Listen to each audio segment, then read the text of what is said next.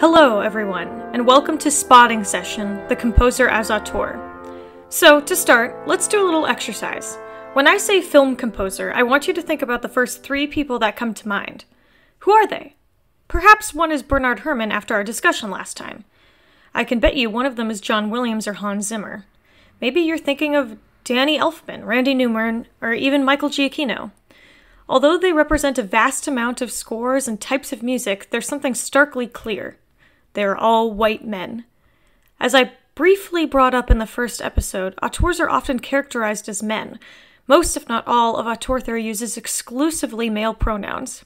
In her biting critique of auteurism, film critic Pauline Kael said, "Their ideal auteur is the man who signs a long-term contract, who expresses himself by shoving bits of style up the crevices of the plot."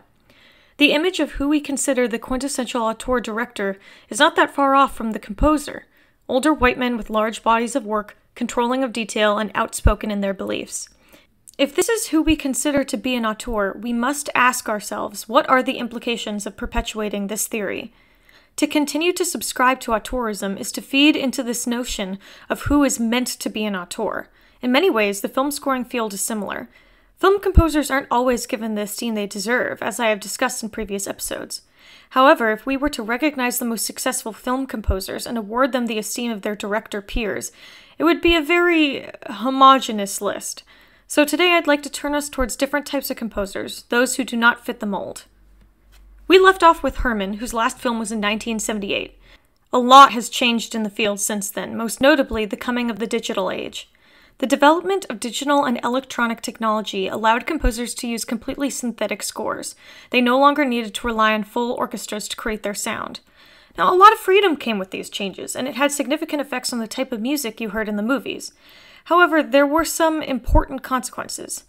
Claudia Gorbman argues that the digital age allowed directors to exert much greater control over the selection and placement of music in their films, and has liberated the music soundtrack from the rarefied province of specialists.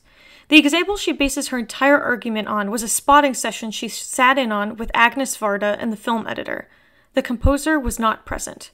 She uses this example of Varda's control over music use and placement to theorize on the dominance of the director in film music, when this example is not the norm. To have a spotting session, the very concept this podcast is named after, without the composer present is highly unusual. Sidney Lumet wrote that, in his experience, everybody thinks he knows something about music and wants to get his 2 cents in about the score, when ultimately they do not have the musical vocabulary to do the job of the composer.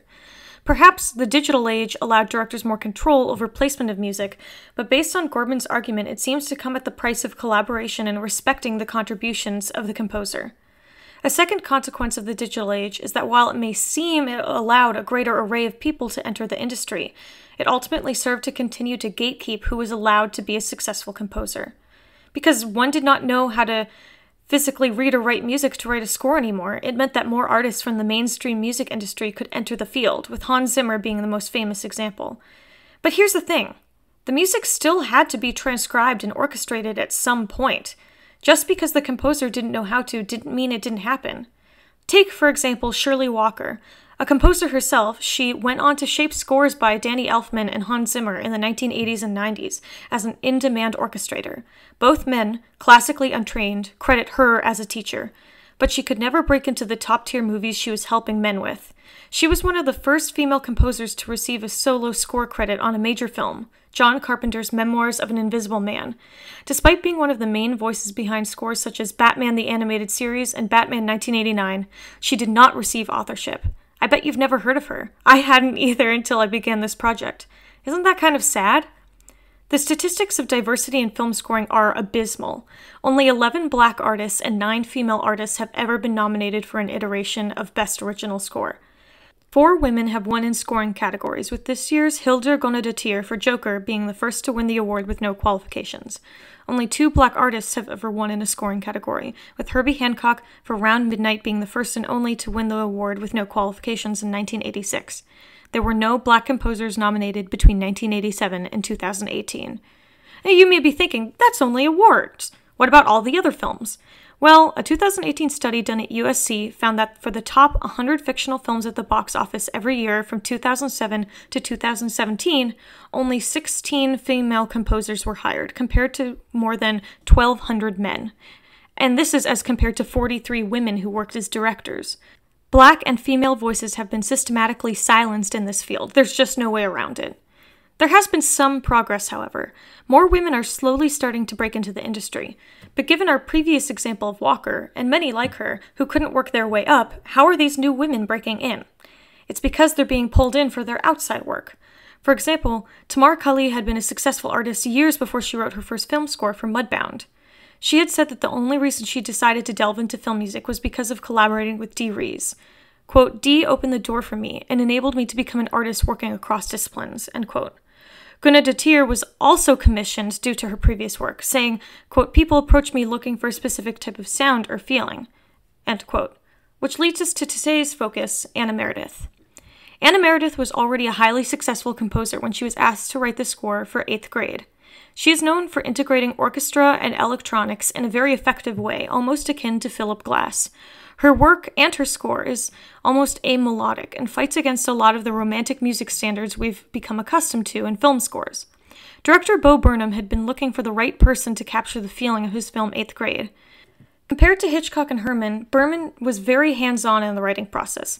He had already written demos for all of the cues, so Meredith could get a sense of what the mood he was going for was. This could characterize him as Gordman's version of an auteur director. However, as fans of his comedy know, he is an experienced songwriter. The experience of writing the score, from Meredith's account, sounded highly collaborative, and he sought out Meredith for her expertise in sound. One of the main reasons he asked her aboard was because of her piece Nautilus from her album Veriments. She comments that, I think he'd always had Nautilus in mind for that pool scene, one that has quickly become an applauded sequence of the film. Thus, instead of modeling the controlling director Gordman creates, Burnham was instead able to be collaborative while allowing the composer to showcase her sound. The case of Nautilus is an interesting one. Remember last episode how I talked about the strings in Psycho becoming a cultural icon and one that has kept Herman and Hitchcock relevant? Well, it appears Nautilus may join that club. In an article for GQ, Ayanna Murray asserts that it's taken on a life of its own in film and TV, repurposed as the definitive song for illustrating chaos. Let's take a listen.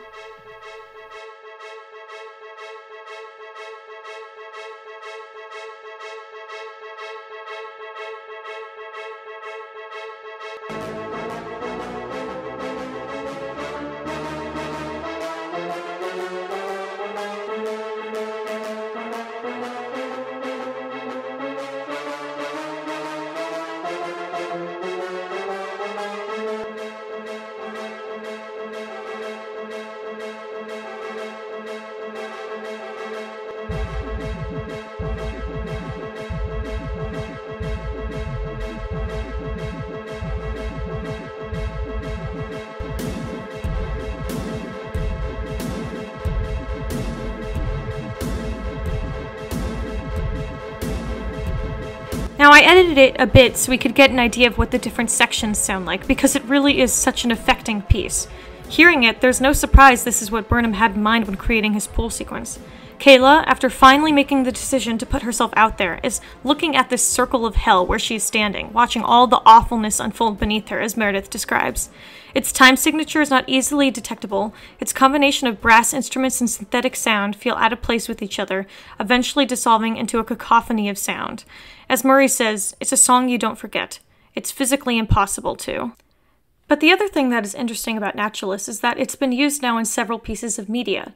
It's the sound of anticipation while Lady Gaga prepared for her Super Bowl halftime show in her documentary 5'2", but it recently took on new meaning in the Netflix series Living With Yourself, Meredith's second scoring project after 8th grade. It underscores a manic Miles, Paul Rudd, as he wakes up buried in the middle of the woods wearing nothing but his underwear. It's just pure chaos. Although the scene in content has nothing in common with Kayla walking to the pool, both scenes have a feeling of manic and uncontrollable fear of the unknown. Perhaps what makes it so powerful is that the song doesn't just encapsulate adrenaline-fueled fear, but the multitudes of complicated feelings around it, as Murray says.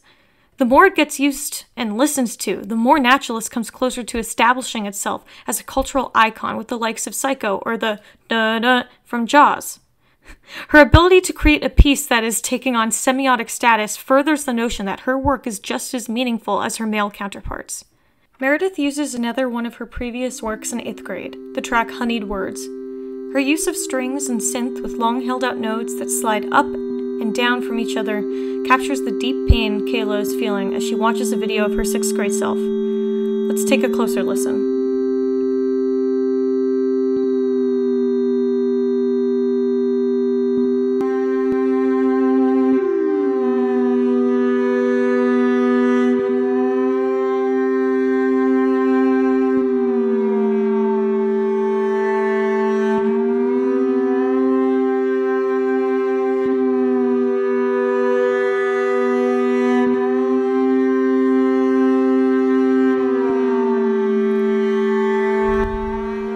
While this isn't necessarily a well-known cue, I believe it draws upon exactly what Hill championed in Herman, an ability to understand the cinema's power to play upon shared experiences, memories, or subconscious feelings.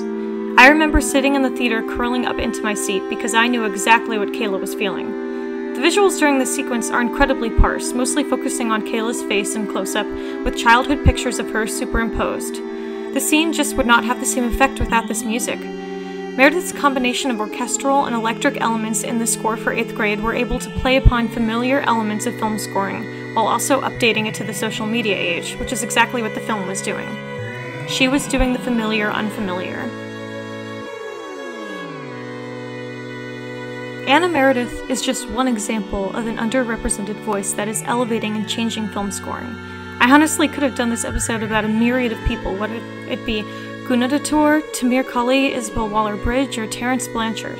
I only chose Meredith because her music resonated with me on such a deep level when I saw 8th grade in theaters 2 years ago. Just as Murray said, I couldn't forget it. But what I've shown is the immense mastery and contribution of someone who is, by all accounts, not the norm in film scoring. Our ideas of who a composer is and what they have to be are not representative of the wide variety of voices out there.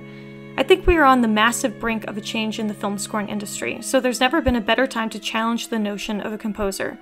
Women and people of color have been denied authorship in many ways, so it would seem like the next logical step is to grant them auteur status, right? I'm not so sure. We'll talk about that more in the last episode. Thanks for listening.